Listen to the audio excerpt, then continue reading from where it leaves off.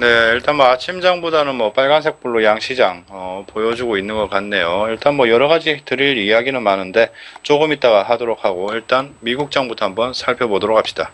자, 뉴욕 증시에서 주요 지수가 스탠리 피셔 연방준비제도 부의장이 재정 정책의 필요성을 언급하면서 현재 경기 회복세가 미진한 듯한 진단을 내놓았죠. 그러면서 3대 지수가 모두 하락하는 모습 보여줬습니다. 일단 뭐 뉴욕 증시가 스탠리 피셔 연방준비제도 부의장의 저금리 경고 발언 그리고 국제유가 하락 등의 영향으로 3대 지수가 모두 하락을 했죠. 다우존스 같은 경우는 51포인트 마이너스, 나스닥 지수는 마이너스 14포인트, S&P 500은 마이너스 6포인트 정도 흐름을 보여줬습니다. 일단 뭐 이 얘기를 안 할 수가 없죠. 스탠리 피셔 부의장이 뉴욕 이코노믹 클럽 강연에서 저금리가 더 장기적이고 심각한 경기 침체를 이야기하면서 경제를 더 취약하게 만들 수 있다 이렇게 경고를 했는데요. 아울러서 저금리 장기화는 경제 성장 전망이 나쁘다는 의미라면서 우리는 모두 미국과 세계의 미래 번영과 경제 성장에 관해서 우려하고 있다 이렇게 덧붙였습니다. 또한 미국의 고용 및 물가 지표가 FED의 정책 목표에 접근한 상태라고 밝혔죠. 시장에서는 피셔 부의장이 추가 금리 인상 시기 등에 대해서는 구체적인 언급을 하지는 않았지만 이날 강연 자체가 금리 인상 필요성을 시사한 것으로 일단 분석이 되면서 연내 기준금리 인상 우려가 굉장히 커져 있는 상태입니다. 인플레이션 우려도 증시에 꽤 영향을 미친 것으로 현재 나왔습니다. 신채권왕인 제프리 군드라우 더블라인 캐피털 최고 경영자는 CNBC하고 인터뷰를 했죠. 대선 결과와 관계없이 재정 부양이 다가오고 있다면서 채권 그리고 주식 투자에 대한 의견은 방어적이다 이렇게 말을 했습니다. 뭐 그는 클린턴 후보보다는 트럼프 후보가 더 잘 다룰 것 같지만 상관없다 이런 이야기도 했죠.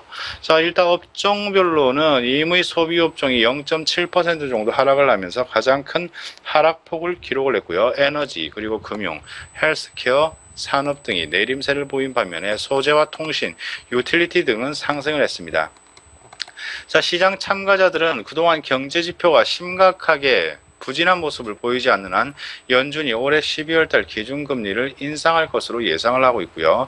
다우존스는 피셔 부의장이 이날 저금리의 문제에 대해서 언급을 하긴 했지만 현재 저금리 상황이 변화가 임박했다는 뉘앙스는 느껴지지 않았다 이렇게 평가를 한 것 같네요.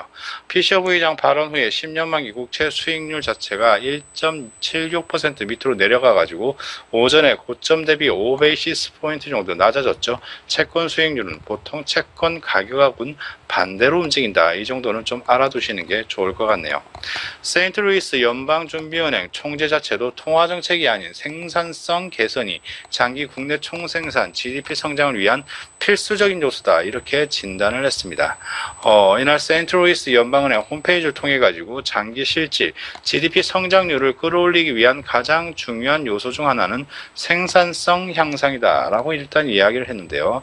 통화정책이 경제 성장에 단기적인 효과만을 낼 수 있다 이렇게 부연을 했습니다. 일단 뉴욕 쪽 투자자들이 기업들의 실적 발표에도 꽤 주목한 부분들이 있습니다. 지난주부터 발표된 미국 은행들의 3분기 실적이 시장 예상을 웃돌아가지고 앞으로 은행 실적이 전반적으로 호조를 보일 것으로 예상을 했고요. 자산 기준이죠. 미국 2위 은행인 뱅크 오브 아메리카의 주가가 올해 3분기 순이익과 매출이 시장 예상을 웃돈 데 따라서 0.3% 정도 상승 마감을 했습니다. 뱅크 오브 아메리카는 3분기 이익이 49억 6천만 달러를 기록했다고 밝혔고요. 지난해 같은 기간 대비 증가를 했고 톰슨의 조사치인 34센트를 웃돈 금액이죠.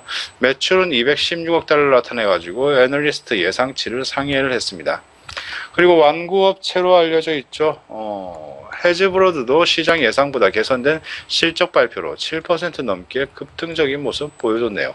아까 잠시 말씀드렸지만 이날 발표된 경제 지표들 자체가 미국의 제조업이 달러와 강세 그리고 세계 수요 부진에 아직 시달리고 있다 이렇게 예상을 하고 있습니다.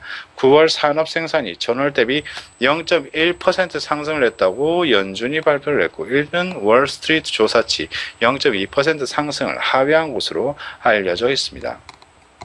엠파이어 스테이트 지역의 제조업 활동은 더 비관적인 모습을 나타내면서 3개월 연속 위축세를 보여줬네요. 엠파이어 스테이트 지수가 전월 마이너스 2.0에서 마이너스 6.8로 대폭 하락을 했죠. 이는 지난 5월 이후에 가장 낮은 수준 보여주고 있습니다. 보통 이달 엠파이어 스테이트 지수가 확장세를 보일 것으로 예측을 했었는데 급락을 했으니까 어쩔 수 없는 상황이고, 이 지수는 0을 기준으로 확장과 위축을 가늠한다, 이렇게 보시면 되겠네요. 아무튼 간에 기업들의 실적 발표가 본격화되고 있고요. 미국 대통령 선거일까지 다가오면서 시장은 당분간 변동성 높은 모습을 보여줄 것으로 예상을 하고 있습니다. 유가적인 부분들을 한번 살펴보죠.